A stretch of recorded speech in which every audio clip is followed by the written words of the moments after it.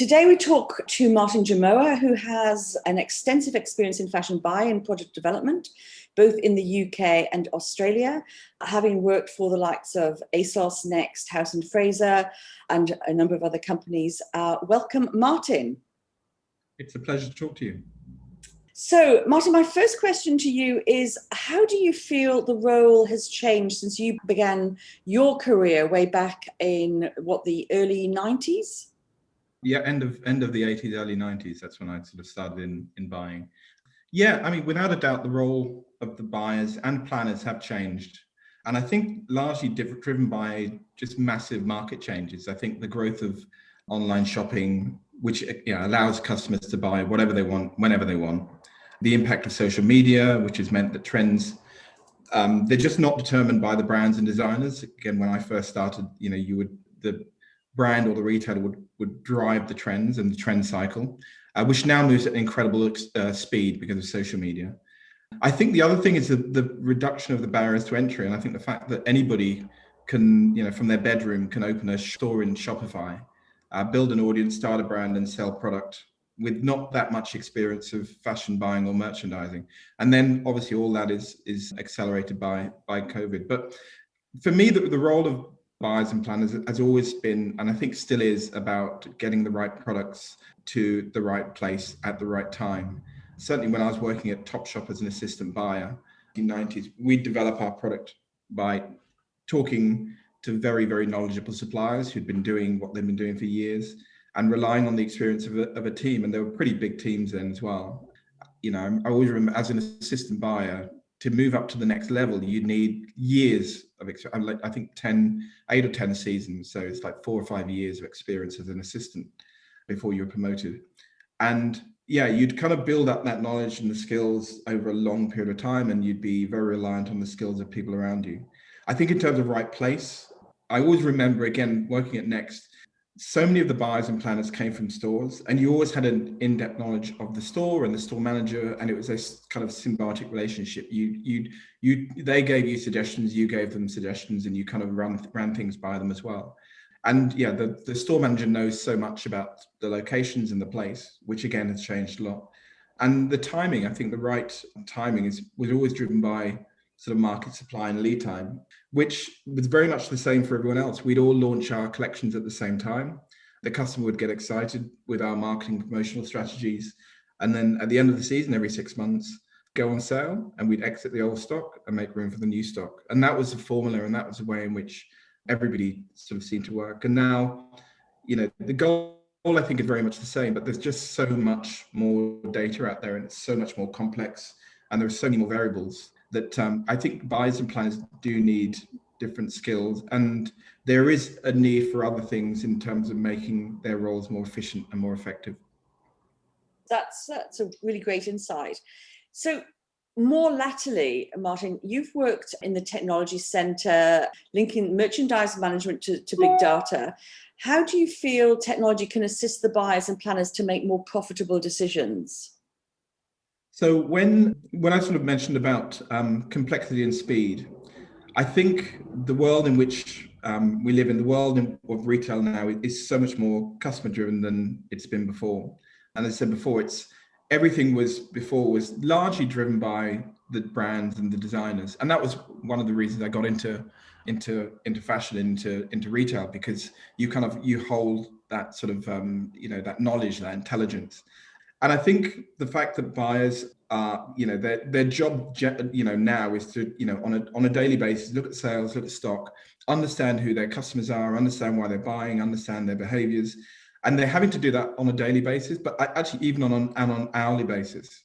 And there's so much more data, there's so much more to actually look at. And because there's so much there, and they're monitoring not just the trends that they've seeded, but also what's going on in the market, what are the next trends, what are the opportunities, what's the impact of the competition. There's just so much out there. So I think often the buyers and planners are kind of looking at this also across so many different platforms. They're looking at their online sales data, they're looking at their store sales data, their stock data, their warehouse data, what's coming from their suppliers, etc.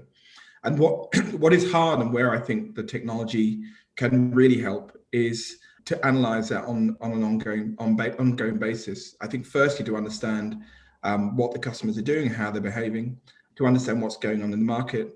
But I think also to understand what they should do. I think it can become very overwhelming, and what the buyer and planner should do with all that information and what decisions they actually need to make. And I think a good technology can help with a lot of that in terms of those roles, but also in terms of the whole business. I think a transparency of data, something that helps support not just the teams, but also the business to achieve its goals and strategies, and allow the planners and the buyers to make good decisions that are transparent across the business and focused on driving the business towards those profitable decisions.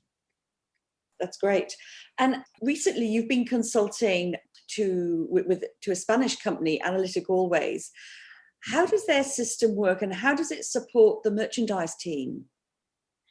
So yeah, AnalyticAlways is a Spanish retail technology business, and the real driving goal of the company is to give profitability and efficiency to retailers.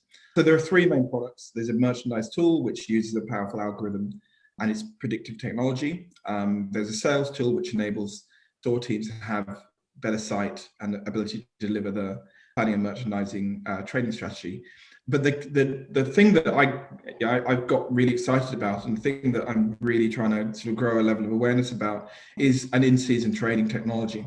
And that allows the business managers, the planners and the buyers to firstly set the business strategy, but also use, key financial measures, key measures of governance of how the business is run to manage their inventory in the most efficient way. And it uses artificial intelligence. So it uses the most up-to-date and cutting-edge technology to forecast sales and forecast stock of every single item in every single store or every single channel for the future 53 weeks. So the information is reviewed on a daily basis, so it's always up to date.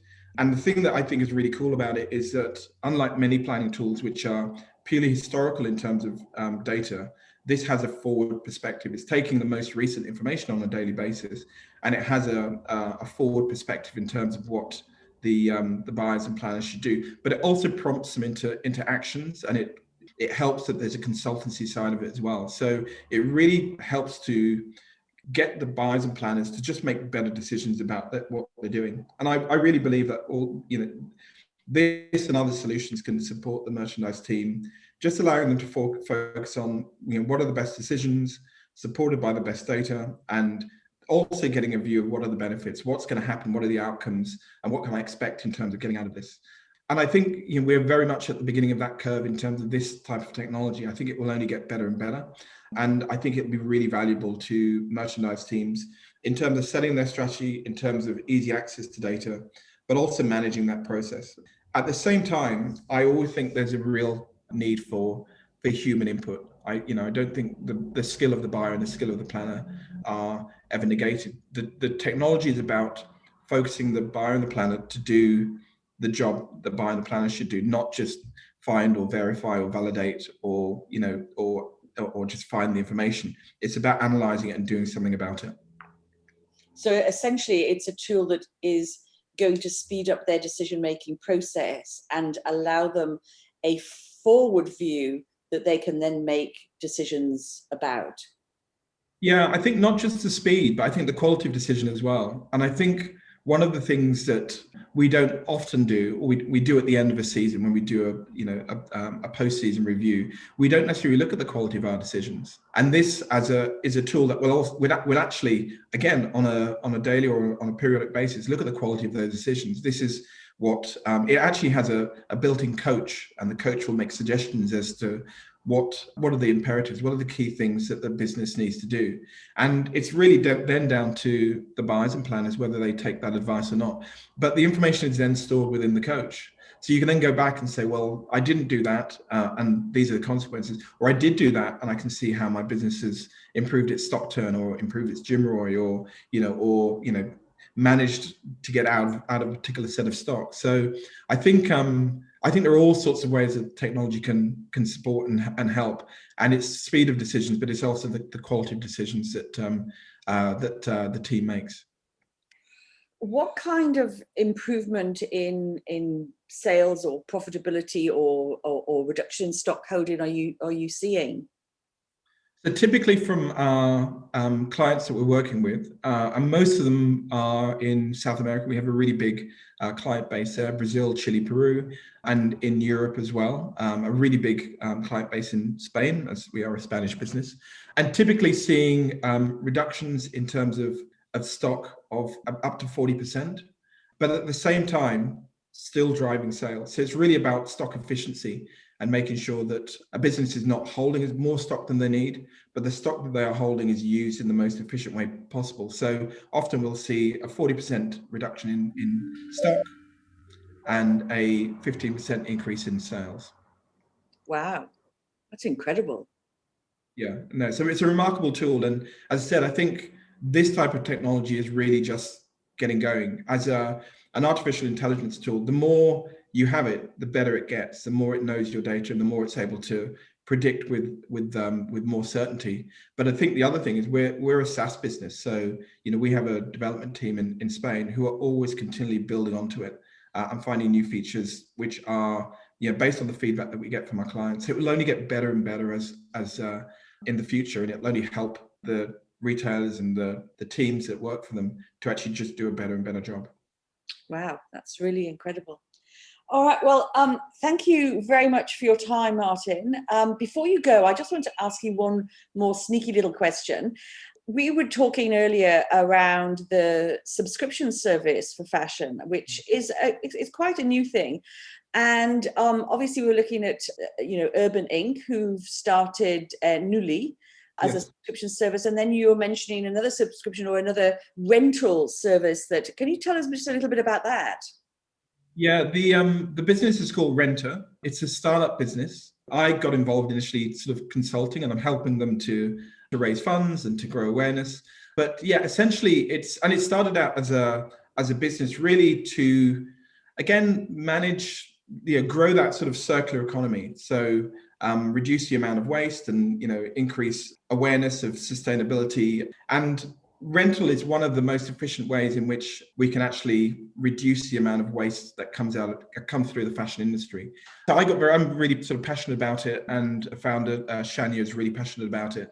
But what it actually does is a great technology that enables any brand, any retailer, any business to rent the clothing in terms of the inventory they already own. So it's a button that goes onto their website, and the customer can go on and then press the rental button.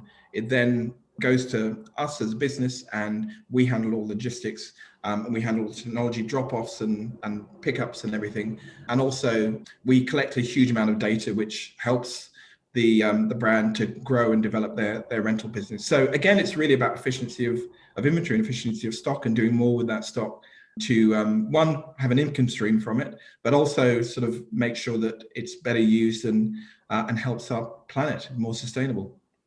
That's amazing. Absolutely amazing. And it's interesting that that and the sort of resale that some of the big brands are looking at. It's the whole sustainability thing is really coming to the fore, particularly with the fashion retailers.